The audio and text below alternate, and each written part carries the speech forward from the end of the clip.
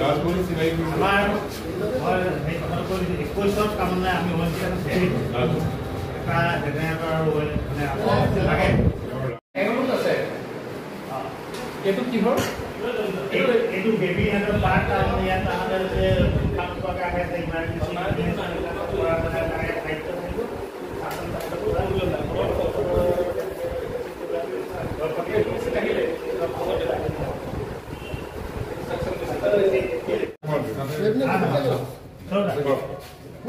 children विभाग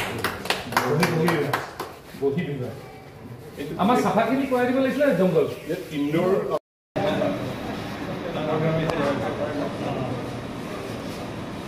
आम हेरी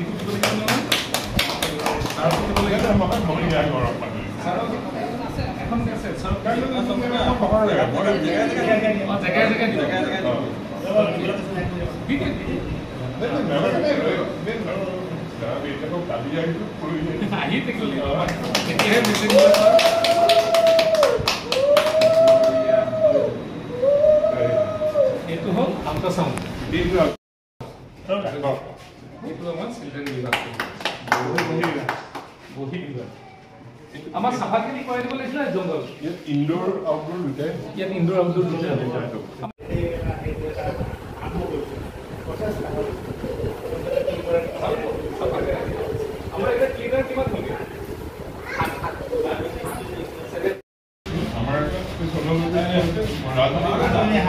राजमौली सिनाई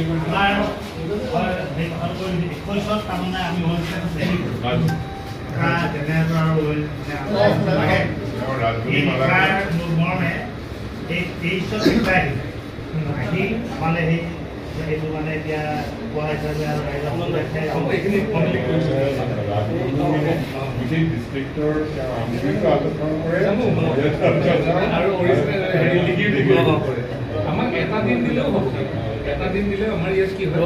আমাৰ ইয়াত মানে প্ৰকৃতি মনটা দাদা এইটো চেঞ্জ জমাটো আপোনাৰ না আপোনাৰ লিখা আছে এইটো লিখা দিছে এইটো আপোনাৰ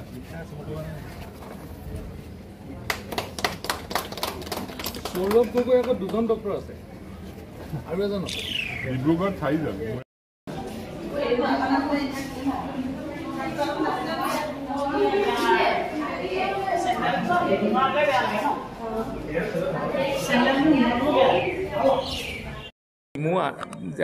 ডিমু আদৰ্শ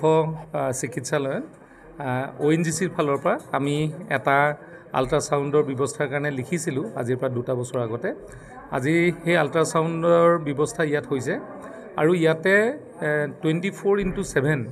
সকলোখিনি টেষ্ট পৰীক্ষাৰো ব্যৱস্থা কৰা হৈছে আল্ট্ৰাসাউণ্ড আমাৰ যিসকল